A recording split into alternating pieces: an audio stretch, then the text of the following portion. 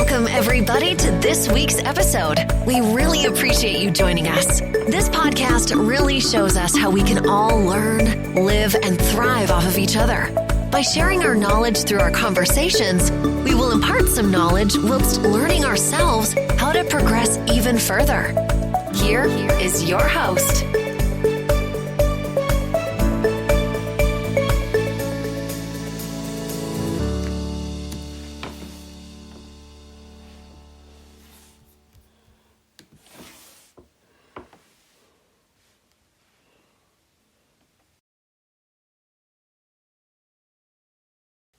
Hello and welcome to Around the World Today, Series 4, Episode 3, and it's February 2021.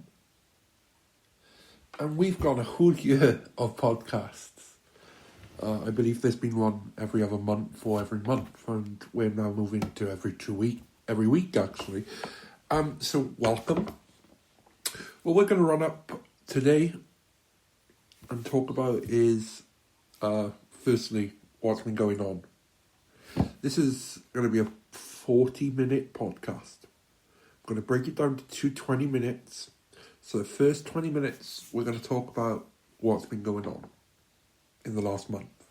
In the next 20 minutes, we'll talk about something else, because in Wales, we've got Welsh elections coming up, and we'll lead into this topic. So, how are we all? How are you feeling? And I know I haven't done this yet, because today I can't listen to the music. Well, I can, but I'm not. I've decided to switch it off, but you can listen to it. So we're in February 2021, and for some reason I typed 2020 into my search box. Okay, so we'll have the World Earthquake Report for today, and the world, well, there is going to be a little earthquake, isn't there? Just in a different way. If you're in the UK, there's been no earthquakes here. And, okay. So, the 10 things we need to know about today are: South Africa halts Oxford jab. South Africa has suspended its rollout of the Oxford AstraZeneca Covid vaccine after research suggests it offers limited protection against mild and moderate cases of disease caused by coronavirus variant discovered there. The UK Vaccines Minister insists that the British public can have confidence in the COVID vaccines. Nadhim Zahawi said an annual booster jab is likely to be required, with the first to come in the autumn.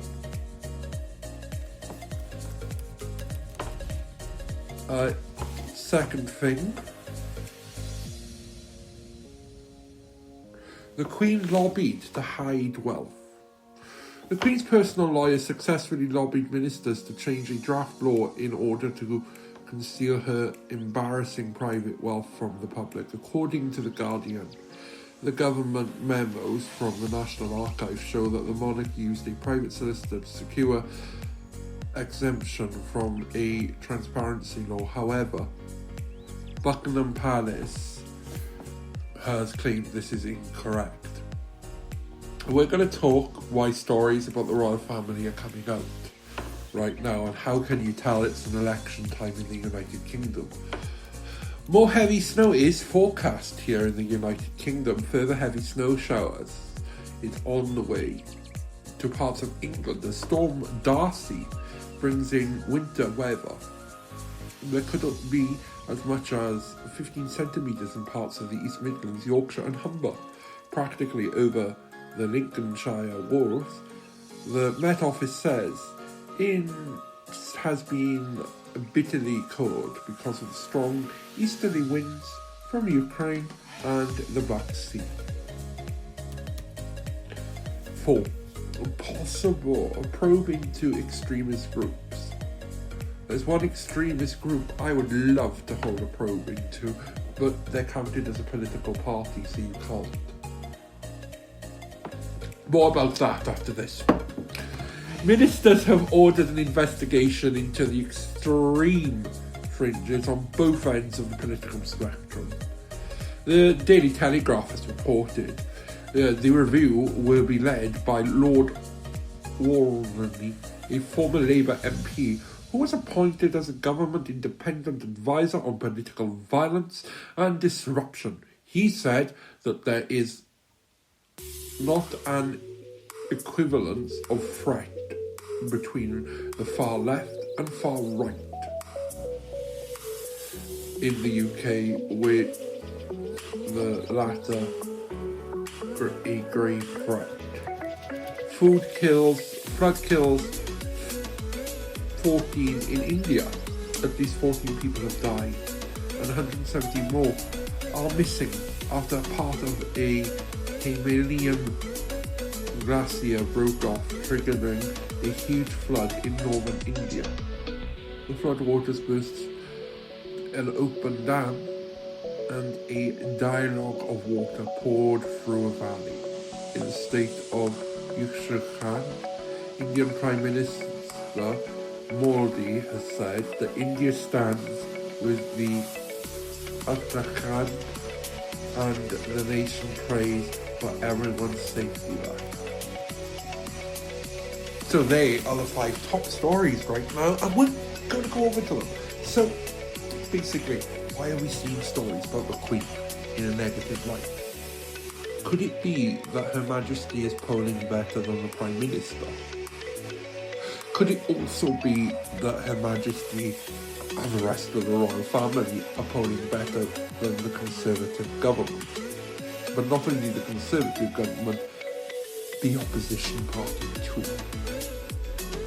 So, when a government, and I've noticed this is more when one particular party is in power, but when a government is having a very bad week or expects to have a bad week, over the weekend, the stories that come out are normally about the royals in a bad light, because this distracts everyone.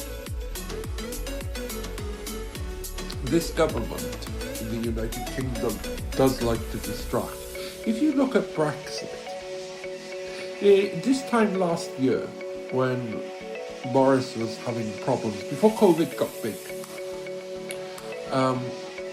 we were seeing stories about Prince Andrew. During the election, we saw many stories about Prince Andrew, but we very rarely saw stories about children starving. How about the NHS that was underfunded, that was 3 months going into a global pandemic? Hindsight would have been a very good thing for some of these voters. However, we'll continue with the news. Credible case for Rohingya genocide. A formal legal opinion has stated that there is a very credible case that the Chinese government is carrying out genocide against the Rohingya people. It concludes that there has been deliberate infliction of harm on the Uyghurs in detention measures to prevent their women giving birth and the forcible transfer of Uyghur children out of their community. A large opinion does not have a legal standing like a court judgment, but can be used as a basis for legal action, the BBC has reported. Chains call for a level playing field. Britain's biggest retail chains, including Tesco, Morrisons, Asda and Waitrose, have teamed up to call for an overhaul of business rates to help them compete with online giants such as Amazon. The retailers who pay $8 billion a year in business rates are calling on ministers to rebate the tax base to ensure that online and bricks and mortar retailers pay similar proportion of tax. The only problem with that is I can go to Amazon.com. I can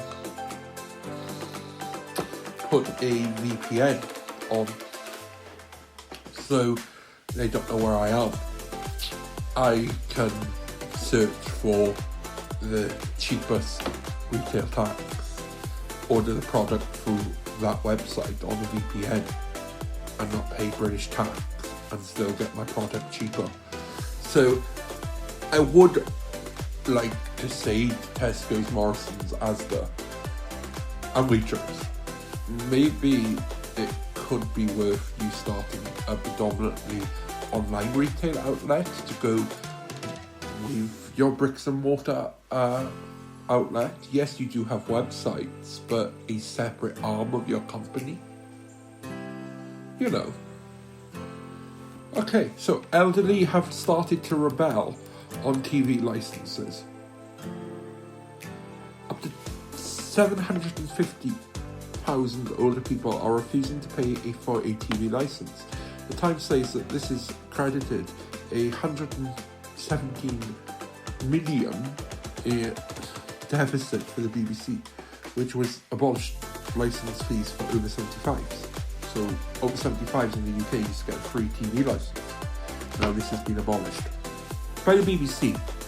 And people blame the BBC, but we must remember the BBC's Director General is appointed by a Minister of State of the UK government. So they're acting at the government's wish, basically. So yeah. And did you know that refusing to pay for a pre-TV license can lead you up to a £1,000 fine, a prison sentence? But the director for the campaign group Silver Voices said there are a hardcore who are resisting. It is quite funny here, right? We have a Conservative government where predominantly Conservative voters are older generation, and the older generation are refusing to pay their taxes. And normally a Conservative voter is completely for law and order.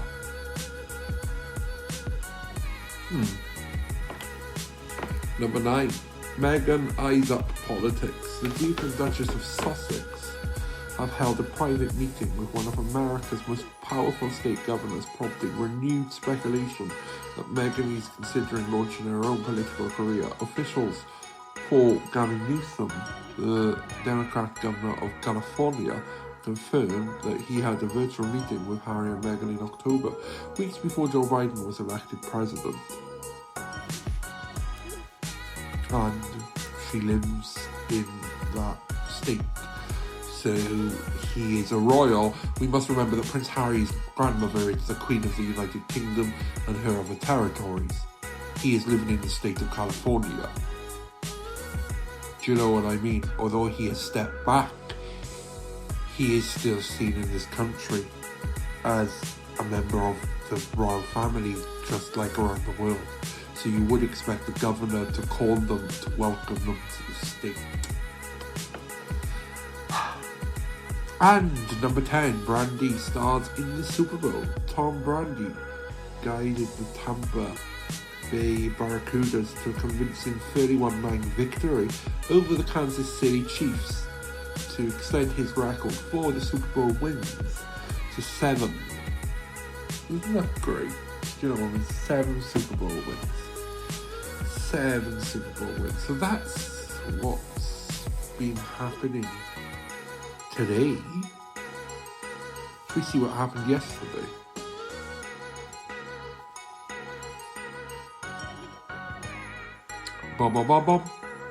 So yesterday, jabs at work for under 50s. Millions of under 50s will be vaccinated. Now, for me, right, let me tell you, for me personally, and I'm moving the table, I have a phobia of needles, so I'm a bit apprehensive about the vaccine. But what's not helping me make my decision going to have the vaccine is basically the misinformation. If one person has an allergic reaction, it's being blown out of proportion. It really is. We somehow see more of these cases. Yesterday, a fury at Grove over exports. Now, what's quite funny is Brexit. And this is what I wanted to talk about. Brexit. So basically, there's fury over exports because stock exports are taking forever to get past the EU customs into the United Kingdom, and then from the United Kingdom into Northern Ireland, separating parts of Britain off together in the United Kingdom, and we're going to be talking about that in the next segment. But, you know, a lot of people, this was Michael Grove, who said in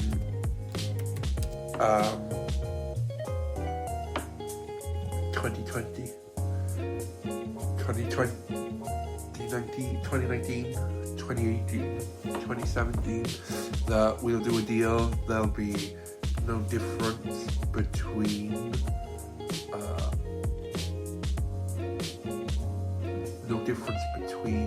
trading, and we will be fine.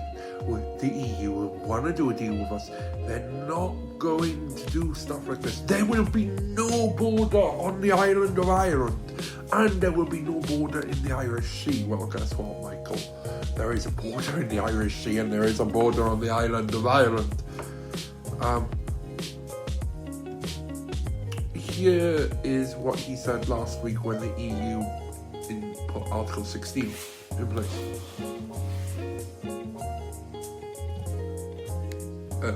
I just remembered something. My headphones are currently on. Oopsies. And so this isn't going well, is it? It's a podcast, but we've got a couple of minutes and we've got an advert. But this is what they say. He was talking to Sky News. Last night, the Prime Minister talked to President von der Leyen, the President of the European Commission, and made clear that we need to have the contracts that have been entered into honoured properly, and it was made clear that that supply would not be interrupted, so we can proceed with our plans and make sure that our so far highly successful vaccination programme can continue. But what about that point specifically? Why not start injecting those who've had the first Pfizer jab with the second one? Now there seems to be some doubt about supply. We're confident. We have assurances that the supply that we have procured, the supply that we have paid for, is going to be delivered.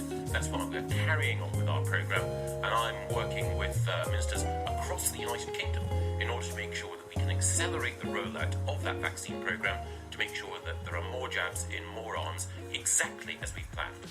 How do you see the government's relationship now with the European Union going forward? Has it been soured by this? Well, I think the European Union recognised that they made a mistake in triggering Article 16, which would have meant the reimposition of a border on the island of Ireland. But now the European Union have stepped back, and they've stepped back following clear conversations that the Prime Minister has had with the European Commission President, and I've had with the European Commission Vice President. They recognise that they have made a mistake, and I believe that we can now concentrate on making sure that our vaccine programme is successful, and also that we can resolve the issues in Northern Ireland that have been such a concern to the people of Northern Ireland. You talk about the European Union making a mistake. Does the UK feel it's got the upper hand now? No, we want to work with our friends and neighbours in the European Union. We recognise some of the difficulties and the pressures that they face. But the decision yesterday to trigger Article 16 to, in effect, see the reimposition of a border on the island of Ireland, that was a mistake. That's been acknowledged. Now we can move on, and we can ensure that the issues which the people of Northern Ireland are legitimately concerned about can be addressed. I've spoken to the European Commission Vice President Maroš Šefčovič about this, and we've both agreed that we need a reset, that we need to put the people of Northern Ireland first. You talked about supply and you're confident about supply. Was the Prime Minister reassured when he spoke to Ursula von der Leyen about vaccine supplies? Did she give assurances about, for example, the demand to divert AstraZeneca vaccines to the European Union? The Prime Minister was very clear. We've entered into contractual arrangements with AstraZeneca and Pfizer. We expect those arrangements to be honoured, and President von der Leyen was clear that she understood exactly the UK government's position, so we expect that those contracts will be honoured. We expect that vaccines will continue to be supplied. The UK government's position is absolutely clear. We expect companies and contracts to be honoured, and the European Union know that, and of course we'll work with them in order to make sure that their own problems can be tackled, because, as I say, our first priority is vaccinating people in the United Kingdom, but we also want to work with our friends and neighbours in the European Union in order to help them as well. If you're confident about supply then, and no interruption, how confident are you that the government will meet the target of 15 million vaccinations by the middle of February, the 15th of February? We're fully on course to meet the target of 15 million vaccinations by the middle of February. That means that the four most vulnerable cohorts will have been vaccinated, and that we will then go on to make sure that the 9 most vulnerable cohorts, which have been identified by the Joint Committee on Vaccination and Inoculation, are also vaccinated as well. It's really important that this programme across the United Kingdom is not interrupted. It's vital to the nation's health and to our prospects of economic recovery. And under the leadership of Matt Hancock and Kate Bingham and the Prime Minister, Alok Sharma and Kwasi Kwarteng, that campaign is succeeding. How concerned are you about... So how about under the leadership of the Health Minister in Wales, the First Minister in Wales, the Health Minister in Scotland, the First Minister of Scotland, the First and Deputy First Ministers of Northern Ireland, and the Health Minister of Northern Ireland? This vaccine rollout isn't only a British or a Conservative Party trait, and now conveniently this has actually led me to the next bit of this podcast. Click, listen, enjoy.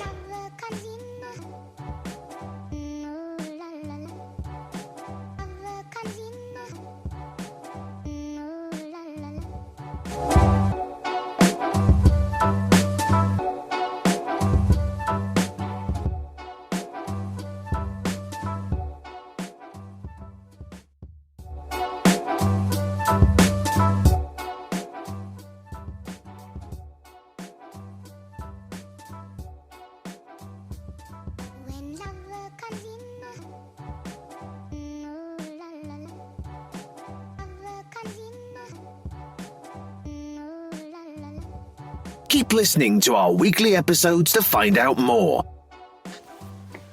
So, this has actually led us on to our next topic. Could someone explain to me, possibly, if you can understand the logic, where the Conservatives get off trying to say that they're leading the United Kingdom's charge, when they only control one part of the United Kingdom? It's their job to provide the vaccine for the devolved administrations, but the day-to-day running of the administrations and the vaccine rollout here in Wales, in Scotland, in Northern Ireland is the responsibility of their devolved administrations. And the last time I checked the vaccine numbers for yesterday that were published, Wales is actually beating England, Scotland and Northern Ireland in vaccinating its population. Now, at the beginning of the vaccine programme, Wales purposely slowed because we only had the Pfizer vaccine rather than the Oxford AstraZeneca vaccine. And we talked about that in the last one. But this was because of what we were sent by the UK government. Now, Wales's geography, remember that one vaccine you had to store in a fridge, and we only had 2 of these fridges in Wales, one in the north, one in the south. Remember, you had to make them up that day and you had to use them that day. The UK government sent us more of this vaccine, where the vast majority of people who live in Wales either live in the south or in the north, but the people in the middle didn't, get it. And then they sent us the Oxford AstraZeneca vaccine 2 days after, but everyone wanted it because they heard the word vaccine. Everyone thought, well, they can go and they can get their vaccine today, when it came out, but it's quite funny. But anyway, back to the vaccine. Earlier I was checking my Facebook before I did this, and many of you know that in Wales we are about to have a Welsh election for our devolved administration. Yes, elections again. I know we've had many of them, and we're probably going to have more, because that is politics. Anyway, I came across the Llanelli candidate for the Conservative Party and a poster that he posted saying, "Armed Forces support doubled in Wales to support the vaccine rollout." Firstly, the poster isn't only in English, but adding something such as the Welsh Conservative logo, then Welsh, doesn't make it bilingual by any chance. Secondly, and this is what I wrote. So, the Welsh Conservatives at it again. This time making out that the UK troops sent to Wales by Westminster is extra for us when they're our own troops to send here. So I said this to the person: do you understand that Wales is in the United Kingdom and is British? So British Welsh armed forces assisting the Welsh government and the UK government. What is their role and their day-to-day job? It's funny what you see the Welsh government, the Welsh Conservatives talk about armed forces in Wales, considering since 2010 they've cut the number of military personnel, military bases in Wales. And this is before taking into account that the British Armed Forces, also known as Her Majesty's Armed Forces, are the military service responsible for defence of the United Kingdom, its overseas territories and the Crown dependencies. They also promote the UK's wider interests in support of international peacekeeping efforts. They provide humanitarian aid. So really, doubling the number or sending to help Wales as a major goodwill thing. I'd like to point out that it's Her Majesty's Armed Forces acting in one of Her Majesty's member states of Her Majesty's United Kingdom. And this is before taking into account that the candidate who posted all of this works for a Member of Parliament who in 2020 was found as a co-owner of what I could call the most immoral kind of website for a student to be going on to try and pay their tuition fees. It is a website that places a student with a wealthy donator. This student, though, and I bet many of you are thinking now, okay, politician, student, wealthy, benefactor. However, what the student has to give up is time in the bedroom. Sexual and immoral acts for their degree. The student has to sell themselves to a wealthy man or woman to be able to go to university. This MP is a majority shareholder, I believe, of this company. He was a director of this company. Now in 2020, in January of 2020, this MP failed, or tried to say, that he knew nothing about this company or his ownership when another Freedom of Information and a report by BuzzFeed found that he had been a director and shareholder in the parent company. Now, how do you not know as a director of the company what your company is doing? Also on top of that, the same MP has over 800 complaints by trading standards and has been banned by the Department of Justice of his own political party, that was run by his own political party at the time, mind, from taking on any further employment claims, works following the investigation into the company's conduct.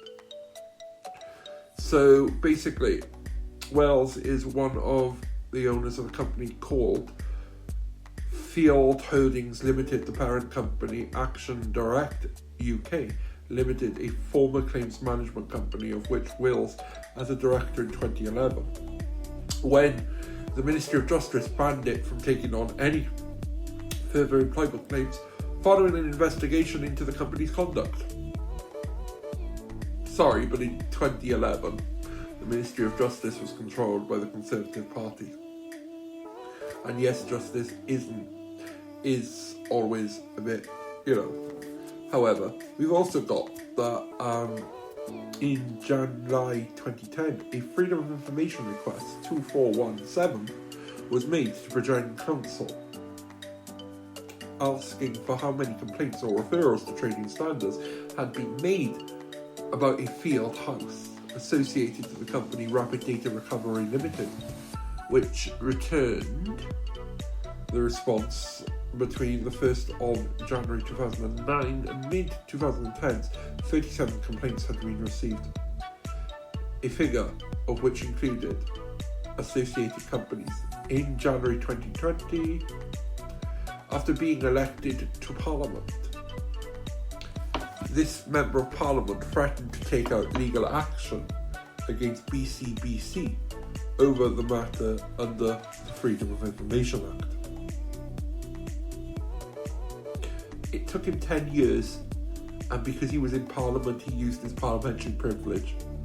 So that company can't sue him to try and answer for his misgivings. However, we're not talking about him. And he studied astrobiology from Cardiff University. He only left university in 2011. He gained his degree by all accounts in 2014. He's now a Member of Parliament. He's acted unethically for most of his career. This is what the evidence points to. The Member of Parliament, or the prospective Member of the Welsh Parliament, Stefan Ruzuriski, who currently works as this MP's senior communications officer, before that campaign manager for the Conservative Party. Before that, he worked in the National Welsh Assembly as a constituency officer, community liaison. Before that, a volunteer for 2 months as assistant campaign manager. And then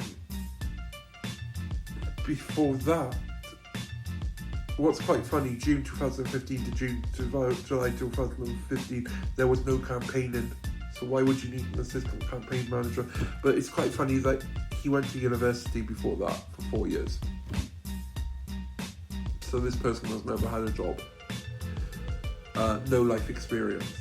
The fact of the matter is, should we as Welsh people be proud of the fact that we can serve in the United Kingdom's military?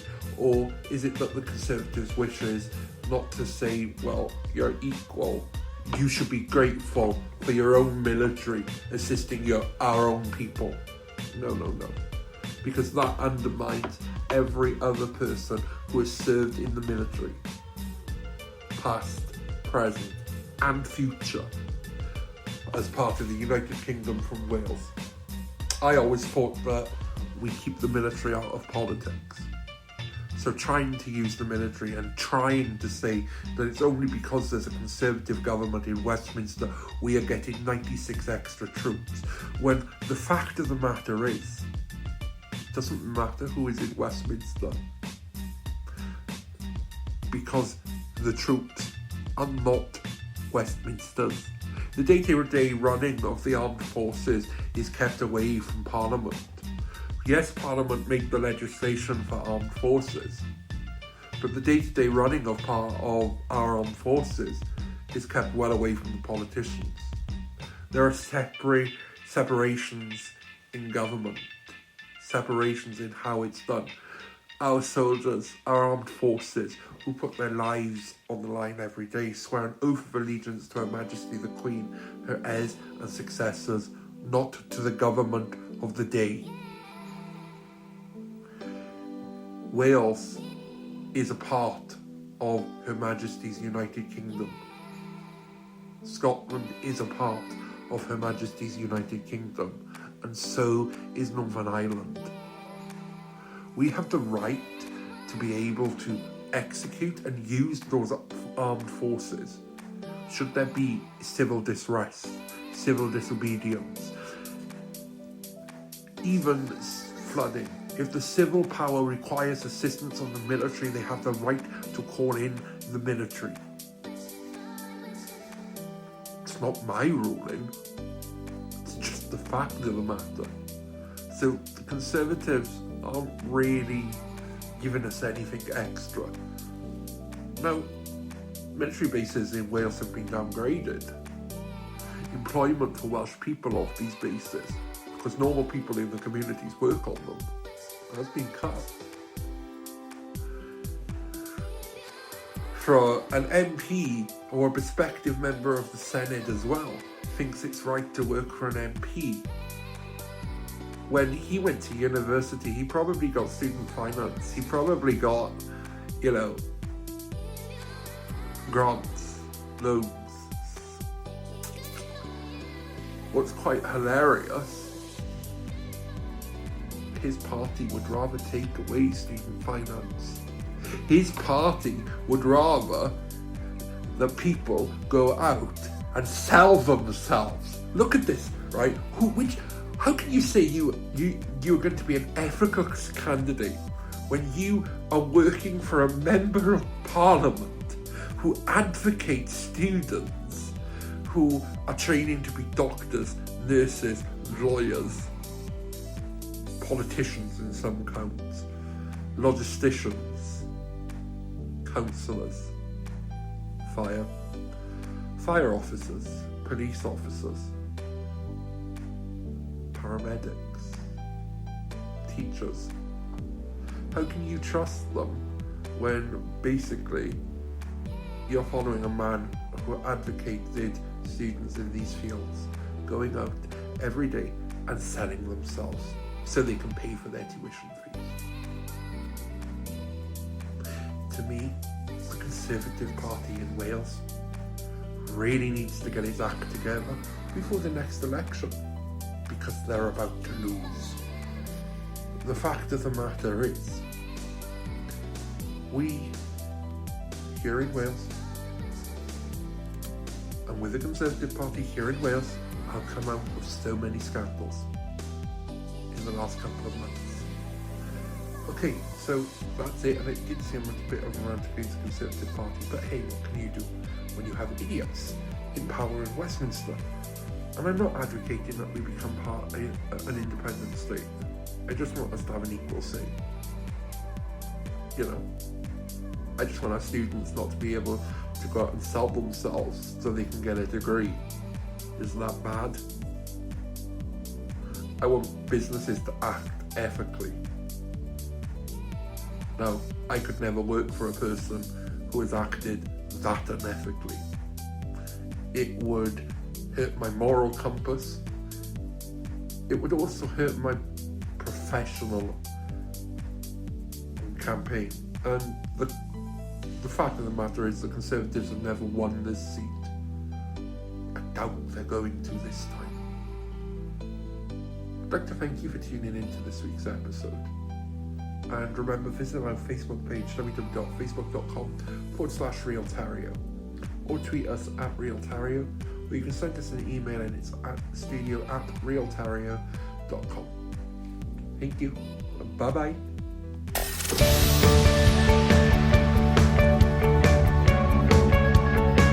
This week's episode has come to an end. But the fun doesn't have to stop here. If you have any questions, suggestions, or feedback, head over right now to Twitter and Facebook and like, share, and get involved. Join us next time.